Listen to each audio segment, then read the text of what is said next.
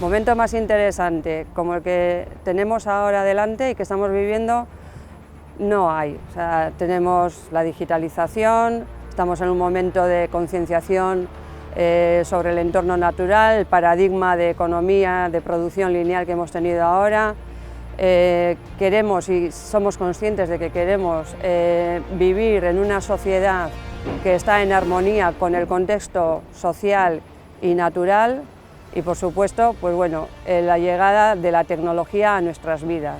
Lo que nos aporta el grado de Humanidades Digitales Globales es un perfil de personas que combinan el interés y el conocimiento en dos ámbitos que parece que son contrapuestos, y esa es su gran aportación, el de poder integrar por un lado las humanidades, por otro lado la tecnología y con una visión internacional.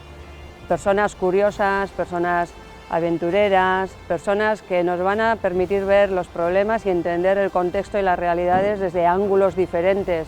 Por supuesto que van a aportarnos pues muchísimo y enriquecer las soluciones que desde aquí podemos dar, y necesitamos esa frescura y ese cambio, ¿no? en la forma también de pensar y de abordar pues bueno, lo que aquí hacemos, que es dar soluciones.